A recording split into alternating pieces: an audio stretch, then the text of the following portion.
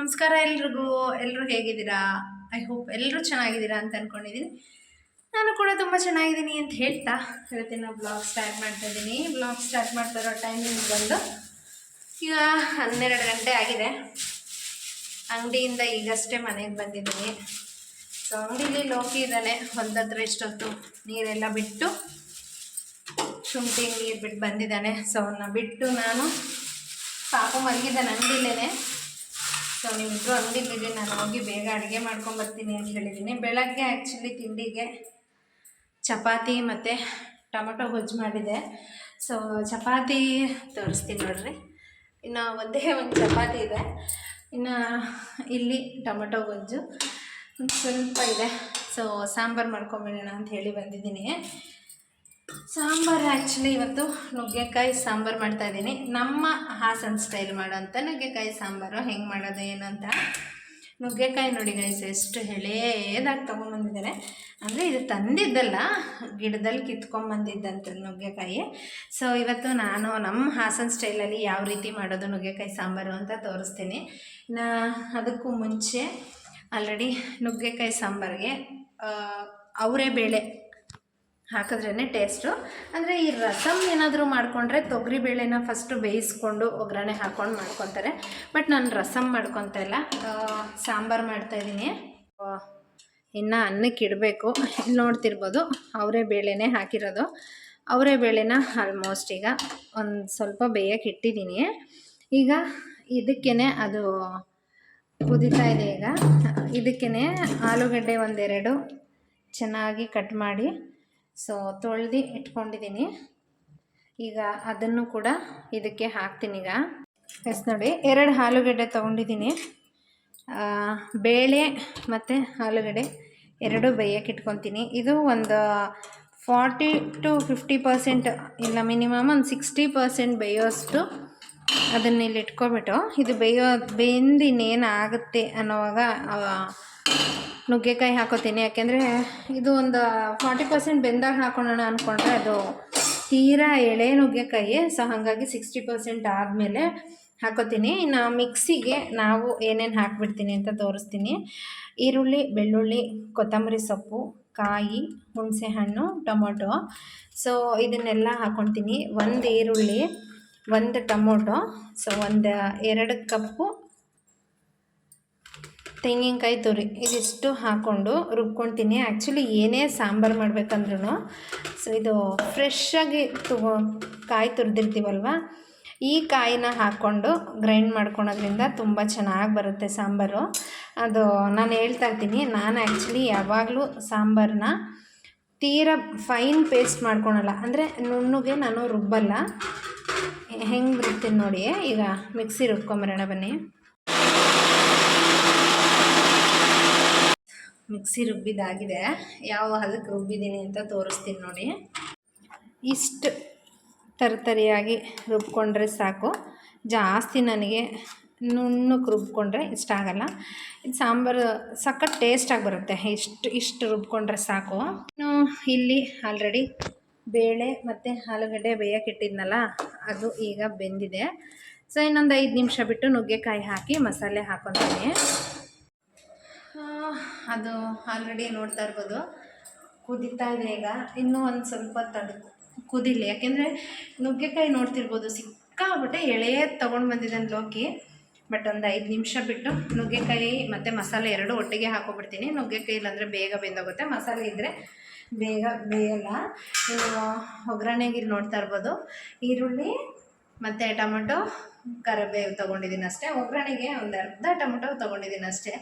So ಅದೆಲ್ಲ ಬೆಂದಾದಮೇಲೆ ಸಪ್ರೇಟಾಗಿ ಒಗ್ಗರಣೆ ಹಾಕೋತೀನಿ. ಈಗಲೇ ಒಗ್ಗರಣೆ ಹಾಕಲ್ಲ. ಸೊ ಅದು ಕುದೀತಾ ಇದೆ, ಬನ್ನಿ ಆಲೂಗಡ್ಡೆ ಹಾಕ್ಬಿಡೋಣ. ಸಾರಿ, ನುಗ್ಗೆಕಾಯಿ ಹಾಕೋಣ. ತೊಳಿತಾ ಇದೆ ನೋಡಿ. ಕೆಲವರು ನುಗ್ಗೆಕಾಯಿ ಸಾಂಬಾರನ್ನ ಅಂದರೆ ಬರೀ ಮಾಮೂಲಿ ಸಾಂಬಾರು ಪುಡಿ ಹಾಕ್ಬಿಟ್ಟು ಸುಮ್ಮನೆ ಒಗ್ಗರಣೆ ಕೊಡ್ತಾರೆ, ಅದು ಚೆನ್ನಾಗಿರಲ್ಲ. ಈ ಥರ ಒಂದ್ಸಲಿ ನೀವು ಟ್ರೈ ಮಾಡಿ. ಇನ್ನು ನಾನು ಮಿಕ್ಸಿಗೆ ಕೆಲವರು ಧನಿಯಾ ಪುಡಿ, ಸಾಂಬಾರು ಪುಡಿ ಎಲ್ಲ ಒಟ್ಟಿಗೆ ಹಾಕ್ಕೊಂಡು ರುಬ್ತಾರೆ. ಬಟ್ ನಾನು ಹಂಗೆ ರುಬ್ಬಲ್ಲ. ಈಗ ಇಲ್ಲಿ ನೋಡ್ತಿರ್ಬೋದು ಬೇಳೆ ಮತ್ತು ನುಗ್ಗೆಕಾಯಿ, ಆಲೂಗಡ್ಡೆ ಎಲ್ಲ ಹಾಕಿದ್ದೀನಿ. ಅದು ಆಲ್ರೆಡಿ ಕುದೀತಾ ಇದೆ. ಸೊ ನಾನು ಏನು ರುಬ್ಕೊಂಡಿದ್ನಲ್ಲ ಮಸಾಲೆ, ಆ ಮಸಾಲೆನ ಹಾಕ್ಕೊತೀನಿ. ಹಾಕ್ಕೊಂಡು ಇದಕ್ಕೆ ಇವಾಗ ನಮ್ಮ ಮನೇಲಿ ಯೂಸ್ ಮಾಡುವಂಥದ್ದು ಧನಿಯಾ ಪುಡಿ ಮತ್ತು ಸಾಂಬಾರು ಪುಡಿ ಏನು ಯೂಸ್ ಮಾಡ್ತೀವೋ ಅದನ್ನು ಅದಕ್ಕೆ ಎಷ್ಟು ಬೇಕೋ ಅಷ್ಟು ಹಾಕ್ಕೊಂಡು ಇದರಲ್ಲೇ ಹಾಕ್ಕೊಬಿಡ್ತೀನಿ ನಾನು. ಏಕೆಂದರೆ ಮತ್ತೆ ಮಿಕ್ಸಿಗೆಲ್ಲ ನೀರು ಹಾಕಬೇಕಲ್ಲ, ಈಗ ಅದೆಲ್ಲ ಹಂಗೆ ಅದರಲ್ಲೇ ಇದಾಗ್ಬಿಡ್ಲಿ ಅಂತ. ಧನಿಯಾ ಪುಡಿ, ಕೆಲವರು ಮಟನ್ ಮಸಾಲೆ ಬೇರೆ, ಬೇಳೆ ಸಾಂಬಾರು ಪುಡಿ ಬೇರೆ ಮಾಡ್ಕೊಂಡಿರ್ತಾರೆ. ನಾನು ರಸಮಿಗೆ ಮಾತ್ರ ಬೇಳೆ ಮಾಡ್ಕೊಂಡಿರ್ತೀನಿ. ಇನ್ನು ಮಿಕ್ಕಿದ್ದಕ್ಕೆಲ್ಲ ಒಂದೇ ಮಾಡ್ಕೊಂಡ್ಬಿಡ್ತೀನಿ. ರಸಮಿಗೆ ಮಾತ್ರ ರಸಮ್ ಪೌಡ್ರು ಬೇರೆ. ಅದು ಬಿಟ್ಟರೆ ಇನ್ನು ಮಟನ್ ಸಾಂಬಾರು ಅದಕ್ಕೆಲ್ಲ ಸೇಮ್ ಒಂದೇ ಮಸಾಲೆ ಹಾಕೊಂಡ್ಬಿಟ್ಟಿರ್ತೀನಿ ಅಷ್ಟೇ ಗೈಸ್. ನಮ್ಮ ಮನೆಯಲ್ಲಿ ಮಾಡೋಂಥ ಸೂಪರ್ ಟೇಸ್ಟಿ ನುಗ್ಗೆಕಾಯಿ ಸಾಂಬಾರು ರೆಡಿ ಆಗುತ್ತೆ. ಈಗ ಅದು ಕುದಿಯೋ ಅಷ್ಟರಲ್ಲಿ ಒಂದು ಸ್ವಲ್ಪ ಅನ್ನಕ್ಕೆ ಇಟ್ಕೋಬೇಕು. ಮುಂಚೆ ಎಲ್ಲ ನಾನು ಒಬ್ಬಳೇ ಇದ್ದರೆ, ಈಗಲೂ ಅಷ್ಟೇ, ಮುಂಚೆ ಅಲ್ಲ ಈಗಲೂ ನಾನು ಒಬ್ಬಳೇ ಆದರೆ ಜಾಸ್ತಿ, ಈಗ ಒಂದು ಚಪಾತಿ ಇತ್ತಾ ನಾನು ಒಬ್ಳಿಗೆ ಅಲ್ವಾ ಅಂತ ಹೇಳಿ ಅದರಲ್ಲೇ ಕಾಲ ಕಳೆದು ಬಿಡ್ತೀನಿ. ಬಟ್ ಈಗ ಋತ್ವಿಕ್ ಇರೋದ್ರಿಂದ ಅಡುಗೆ ಎಕ್ಸ್ಟ್ರಾ ಮಾಡಲೇಬೇಕಾಗುತ್ತೆ. ಇನ್ನೂ ಯಾರೆಲ್ಲ ನನ್ನ ಚಾನಲ್ನ ಸಬ್ಸ್ಕ್ರೈಬ್ ಮಾಡ್ಕೊಂಡಿಲ್ಲ, ದಯವಿಟ್ಟು ಸಬ್ಸ್ಕ್ರೈಬ್ ಮಾಡ್ಕೊಂಡು ಸಪೋರ್ಟ್ ಮಾಡಿ. ಇದುವರೆಗೂ ಸಬ್ಸ್ಕ್ರೈಬ್ ಆಗಿರೋ ಎಲ್ರಿಗೂ ಕೂಡ ಥ್ಯಾಂಕ್ಸ್ ಹೇಳ್ತೀನಿ. ತುಂಬ ಜನ ಪಾಸಿಟಿವ್ ಆಗಿ ಕಮೆಂಟ್ ಹಾಕ್ತಾ ಇರ್ತೀರಾ, ಸಿಸ್ಟರ್ ಚೆನ್ನಾಗಿ ಮಾಡ್ತಾಯಿದ್ದೀರಾ, ಮಾಡಿ ಬ್ಲಾಗ್ಸ್ನ ಸ್ಟಾಪ್ ಮಾಡಬೇಡಿ. ಅದೇನೋ ಒಬ್ಬೊಬ್ಬರು ಒಂದು ನೆಗೆಟಿವ್ ಕಮೆಂಟ್ ಹಾಕಿದಾಗ ಬೇಜಾರಾಗ್ಬಿಡುತ್ತೆ. ಅದೇ ಪಾಸಿಟಿವ್ ಕಮೆಂಟ್ ಬಂದಾಗ ಒಂದು ಖುಷಿ ಆಗಿಬಿಡುತ್ತೆ. ನಮಗೆ ಅಂತ ಯಾರಾದರೂ ಒಬ್ರು ಇದ್ದಾರಲ್ಲ, ಅಟ್ಲೀಸ್ಟ್ ಒಂದು ಒಳ್ಳೆ ಮಾತಾಡ್ತಿದಾರಲ್ಲ ಅನ್ನೋದು ಒಂದು ಖುಷಿ. ನೋಡೋಣ ಎಲ್ಲಿವರೆಗೂ ತಗೊಂಡು ಹೋಗುತ್ತೆ ಅಂತ. ಸೊ ಈಗ ರುಚಿಗೆ ಎಷ್ಟು ಬೇಕೋ ಅಷ್ಟು ಉಪ್ಪನ್ನು ಈಗಲೇ ಹಾಕೊಬಿಡ್ತೀನಿ. ಯಾಕೆಂದರೆ ಬೇಯಬೇಕಾದ್ರೆ ಎಲ್ಲದಕ್ಕೂ ಹಿಡಿಬೇಕಲ್ಲ, ಹಾಗಾಗಿ ಅದೊಂದು ಸ್ವಲ್ಪ ಕುದಿಯೋ ಅಷ್ಟರಲ್ಲಿ ಗ್ಯಾಸ್ ಎಲ್ಲ ಹಂಗಾಗಿ ಕ್ಲೀನ್ ಮಾಡ್ಕೊಂಡ್ಬಿಡ್ತೀನಿ. ಈಗ ಅನ್ನಕ್ಕೆ ಇಟ್ಕೊಂಡ್ಬಿಡೋಣ. ಮನೆ ಪರಿಸ್ಥಿನ ಅನ್ನಕ್ಕೂ ರೆಡಿ ಆಗ್ತಾಯಿದೆ. ನಾವಿಬ್ಬರೇ ಇರೋದ್ರಿಂದ ಒಂದು ಗ್ಲಾಸ್ ಅನ್ನ ಹಾಕಿಟ್ಟಿದ್ದೀನಿ. ಅನ್ನ ಆಗೋಷ್ಟರಲ್ಲಿ ಒಂದು ಸ್ವಲ್ಪ ಪಾತ್ರೆ ಇದೆ, ಆ ಪಾತ್ರೆ ತೊಳ್ಕೊಬಿಟ್ಟು ಸ್ವಲ್ಪ ಕ್ಲೀನ್ ಮಾಡ್ಕೊಂಡ್ಬಿಟ್ರೆ ಅಡುಗೆ ಕೆಲಸ ಮುಗೀತು. ಇನ್ನೇನು ಅಂಗಡಿಗೆ ಕೂಡ ಹೋಗಬೇಕು.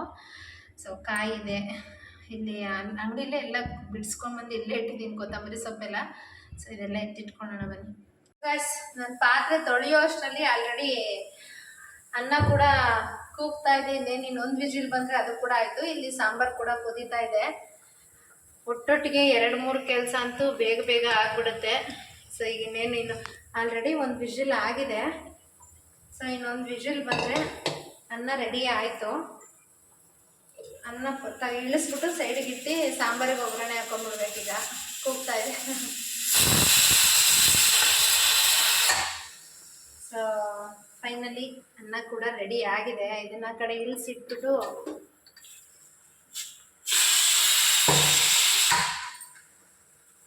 ಸೊ ಸಪ್ರೇಟಾಗಿ ಸಾಂಬಾರಿಗೆ ಒಗ್ಗರಣೆ ಹಾಕೊಳ್ತಾ ಇದ್ದೀನಿ. ಒಗ್ಗರಣೆ ಹಾಕೋಕ್ಕೆ ಎಣ್ಣೆ ಕಾಯಿಸ್ಕೊಂಡು ಅದಕ್ಕೆ ಬರೀ ಸಾಸಿವೆ, ಈರುಳ್ಳಿ, ಕರಿಬೇವು ಹಾಕೋತೀನಿ. ಟೊಮೆಟೊ ಒಗ್ಗರಣೆಗೆ ಇಟ್ಕೊಂಡಿದ್ನಲ್ಲ ಅದನ್ನು ಈಗಷ್ಟೇ ಬೇಯಕ್ಕೆ ಹಾಕಿದ್ದೀನಿ, ನೋಡ್ತಾ ಇರ್ಬೋದು. ಯಾಕೆಂದರೆ ಕಾಳು ಮತ್ತು ನುಗ್ಗೆಕಾಯಿ ಸ್ವಲ್ಪ ಎಳೆದಿತ್ತಲ್ಲ, ಬೇಗ ಬೆಂದುಬಿಡುತ್ತೆ ನುಗ್ಗೆಕಾಯಿ ಅಂತ. ಹುಳಿ ಬಿದ್ದರೆ ಸ್ವಲ್ಪ ಬೇಯಲ್ಲ. ಈಗ ನೋಡಿ, ಈಗ ಜಸ್ಟ್ ಹಾಕಿದ್ದೀನಿ. ಸೊ ನುಗ್ಗೆಕಾಯಿನೂ ಅಷ್ಟು ಬೆಂದಿಲ್ಲ, ಕರೆಕ್ಟಾಗಿ ಆಗುತ್ತೆ. ಈಗ ಒಗ್ಗರಣೆ ಹಾಕಿಟ್ಬಿಟ್ಟು ಒಂದು 2 ನಿಮಿಷ ಬೇಯಿಸ್ಕೊಂಡ್ರೆ ಸಾಂಬಾರು ರೆಡಿ ಆಗಿಬಿಡುತ್ತೆ. ಅಡುಗೆ ಮಾಡೋದು ಜಾಸ್ತಿ ನನಗೆ ರಿಸ್ಕ್ ಕೆಲಸ ಅಂತಲೇ ಅನ್ಸಲ್ಲ. ಎಲ್ಲ ರೆಡಿ ಮಾಡಿಕೊಂಡ್ರೆ ಬೇಗ ಫಟಾಫಟ್ ಅಂತ ಮಾಡ್ಕೊಬಿಡ್ಬೋದು, ಇಲ್ಲಾಂದರೆ ಲೇಟ್ ಆಗುತ್ತೆ ಅಷ್ಟೇ. ನಿನ್ನೆ ಹಂಗೆ ಡೂಪ್ಲೆಕ್ಸ್ ಮನೆ ಕಟ್ಟೋದಕ್ಕೆ ಹೋಗಿದ್ನಲ್ಲ, ಗೃಹ ಪ್ರವೇಶ ಇತ್ತು ಅಂತ ಮೊನ್ನೆ ವ್ಲಾಗಲ್ಲಿ ಆಲ್ರೆಡಿ ಇವತ್ತು ಅದನ್ನು ಅಪ್ಲೋಡ್ ಮಾಡ್ತೀನಿ. ಸೊ ನೋಡಿ ಮನೆ ಅಂತೂ ನೋಡಿ ನಾನು ಫುಲ್ ಫಿದಾಗ್ಬಿಟ್ಟೆ. ಆ್ಯಕ್ಚುಲಾಗಿ ಹೇಳ್ಬೇಕು ಅಂದರೆ ಫುಲ್ಲು ಕಂಪ್ಲೀಟಾಗಿ ನನಗೆ ವಿಡಿಯೋಸ್ ಮಾಡ್ಕೊಳೋದಕ್ಕಾಗಲಿಲ್ಲ. ನೆಕ್ಸ್ಟ್ ಟೈಮ್ ಹೋದಾಗ ಆಂಟಿನ ಕೇಳಿ ಆಂಟಿನ ಪರ್ಮಿಷನ್ ಕೇಳ್ಕೊಂಡು ತೊಗೊಳ್ತೀನಿ. ಸೊ ಸಾಸಿವೆ ಆಲ್ರೆಡಿ ಸಿಡಿತಾ ಇದೆ. ಅದಕ್ಕೆ ಒಂದು ಸ್ವಲ್ಪ 1-2 ನಿಮಿಷ ಈರುಳ್ಳಿ ಒಗ್ಗರಣೆಗೆ ಆಡಿಸ್ಕೊಬೇಕು. ಕರಿಬೇವು ಹಾಕ್ಕೊಂಡ್ರೆ ನಮ್ಮ ಹಾಸನ ಸ್ಟೈಲಲ್ಲಿ ಮಾಡುವಂಥ ನುಗ್ಗೆಕಾಯಿ ಸಾಂಬಾರು ಟೇಸ್ಟಿಯಾಗಿ ಸೂಪರಾಗಿ ರೆಡಿ ಆಗುತ್ತೆ. ಸೊ ಯಾರೆಲ್ಲ ಮಸಾಲೆ ಹಾಕ್ದಿರ ಮಾಡ್ತೀರಾ ಅವ್ರು ಒಂದ್ಸಲಿ ಈ ಥರ ಮಸಾಲೆ ಹಾಕಿ ಟ್ರೈ ಮಾಡಿ. ನಿಜವಾಗ್ಲೂ ತುಂಬ ಅಂದರೆ ತುಂಬ ಚೆನ್ನಾಗಿ ಬರುತ್ತೆ. ಇನ್ನೊಂದ್ಸಲಿ ನುಗ್ಗೆಕಾಯಿ ಸಾಂಬಾರು ಮಾಡ್ಕೊಂಡು ತಿನ್ನಬೇಕು ಅನ್ನೋಷ್ಟು ಚೆನ್ನಾಗಾಗುತ್ತೆ. ಸೊ ಈಗ ಒಗ್ಗರಣೆ ಅಂತೂ ರೆಡಿ ಆಗಿದೆ. ಅದನ್ನು ಡೈರೆಕ್ಟಾಗಿ ಇದಕ್ಕೆ ಬಗ್ಗಿಸ್ಕೊಬಿಟ್ರೆ ಮುಗೀತು. ಸೊ ಸ್ವಲ್ಪ ಅದಕ್ಕೆ ಸಾಂಬಾರು ಹಾಕಿ ಆಮೇಲೆ ಬಗ್ಗಿಸ್ಕೊಂಬೋಣ. ಅದು ಒಗ್ಗರಣೆ ಹಾಕ್ತಿದ್ರೇ ನೀವು ನೋಡಿ ಅಪ್ಪ ಏನು ಸ್ಮೆಲ್ ಬರ್ತಾ ಇದೆ ಗೊತ್ತಾ.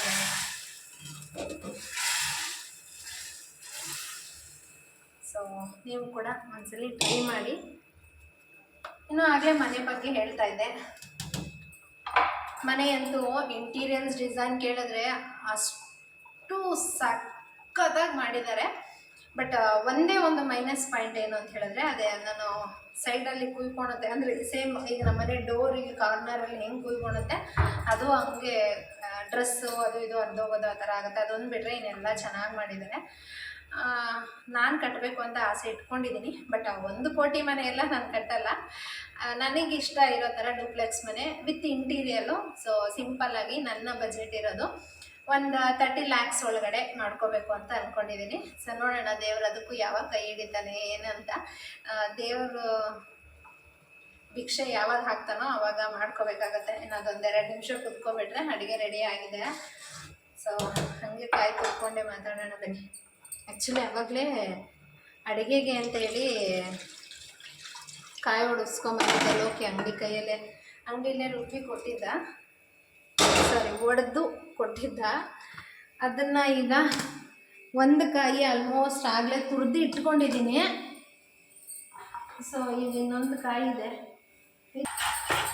ನಾವೆಲ್ಲ ಹೆಣ್ಮಕ್ಳು ಹೆಂಗೆ ಅಂದರೆ ಗೈಸ, ಮದುವೆಗೆ ಮುಂಚೆ ಏನಾದರೂ ಕಲೀರಿ ಅಂತ ಹೇಳಿದ್ರೆ ಅಯ್ಯ ಹೋಗಮ್ಮ ಯಾರು ಕಲಿತಾರೆ ಇದೆಲ್ಲ ಯಾರಿಗೆ ಬೇಕು ಅಂತ ಇದೆ.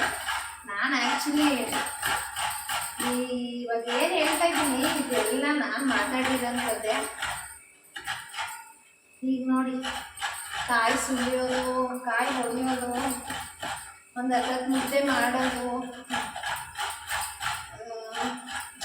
ಎಲ್ಲ ಕಲಿತಾರೆ ಹೆಣ್ಮಕ್ಳು. ಇದೇ ಇಷ್ಟು. ಯಾರು ನಾನು ಅದು ಮಾಡಲ್ಲ ಇದು ಮಾಡಲ್ಲ ನಾನು ಹಂಗಿರಲ್ಲ ಅಂತೀವೋ ಅವ್ರಿಗೆ ಆಪೋಸಿಟ್ ಆಗಿನೇ ಸಿಗೋದು. ಸೊ ಬನ್ನಿ ಈ ಕಾಯಿ ತೊಳೆದಿಟ್ಬಿಟ್ಟು ಅನ್ನನೂ ಆಗಿದೆ. ಟೇಸ್ಟ್ ಹೆಂಗೆ ಬಂದಿದೆ ಅಂತ ನಾನು ಊಟ ಮಾಡಿಕೊಂಡು ಅವ್ರಿಗೂ ತಗೊಂಡು ಹೋಗ್ತೀನಿ. ಮಾಡ್ಕೊಂಡು ಅಂಗಡಿಗೆ ತಗೊಂಡು ಹೋಗೋಣ ಅಂತ ಅಂದ್ಕೊಂಡ್ರೆ ಇಲ್ಲಿ ನೋಡಿ ಊಟ ಯಾಕೆ ಬಂದೆ? ಬಲೂನ್ ತಗೊಂಡು ಯಾಕೆ ಬಂದೆ? ಸೊ ಅಪ್ಪ ಮಗ ಇಬ್ಬರು ಮನೆಗೆ ಬಂದುಬಿಟ್ಟಿದ್ದಾರೆ. ಇವನು ಟಾರ್ಚರಿಂದ ಅವ್ನು ಬಂದಿರೋದು. ಬೈಲಿ ಇಲ್ಲಿ ಹೇಳ್ಬ ಯಾಕೆ ಬಂದೆ ಅಂತ. ನಿಮ್ಮ ಮನೆಯೆಲ್ಲ ಕ್ಲೀನ್ ಏನದು ನೋಡು, ಬಲೂನ್ ಬೇಕು ಅಂತ ತಗೊಂಡೆ, ಬಾಲು, ಚಾಕ್ಲೇಟು, ಲೇಸ್, ಏನು ನೀನು ತೋರ್ಸಲ್ಲಿ ಹೆಂಗಾಡ್ತೀನಿ ಅಂತ. ಏನದು? ಸೊ ಊಟ ಮಾಡೋಣ. ನಿನಗೆ ಬೇಡ? ಹಾಂ ನಿಂಗೆ ಬೇಕಾ? ಹೆಂಗೆ ತಿಂಚ ಕಚ್ಚ ಥರ ಬೈಲತ್ತು ಕುತ್ಕೊಂಡು ತೋರಿಸು ಅಂತ. ಏನು ತೋರಿಸ್ಬೇಕು? ನೀನು ನನಗೆ ಬೇಡ. ಏನದು?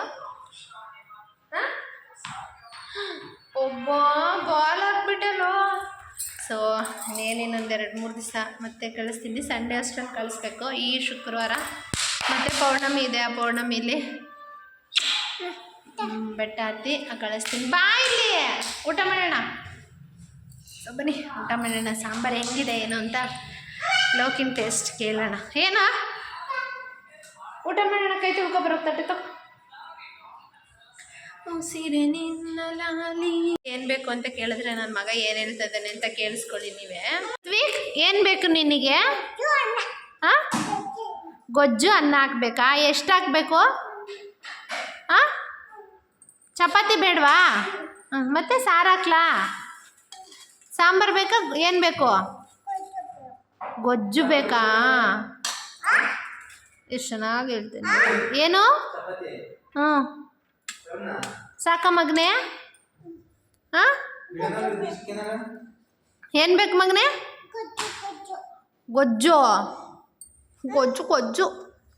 ಹಸಿನು ಅಡುಗೆ ಮಾಡಿ ಲೋಕಿಗೂ ಮತ್ತು ಋತ್ವಿಕ್ಗೂ ಇಬ್ಬರಿಗೂ ಕೂಡ ಕೊಟ್ಟು, ಸೊ ಲೋಕಿನ ಟೇಸ್ಟ್ ಹೆಂಗಿದೆ ಅಂತ ಹೇಳಿದೆ. ಅವನಿಗೆ ನುಗ್ಗೆಕಾಯಿ ಸಾಂಬಾರು ಅಂದರೆ ತುಂಬ ಇಷ್ಟ. ಸೊ ಟೇಸ್ಟ್ ಚೆನ್ನಾಗಿದೆ ಅಂತ ಹೇಳಿದ್ರು. ಇನ್ನು ನಾನು ಕೂಡ ಎಲ್ಲ ಊಟ ಮುಗಿಸ್ಕೊಂಡು ಇವತ್ತಿನ ವ್ಲಾಗ್ ಮುಗಿಸ್ತಾ ಇದ್ದೀನಿ.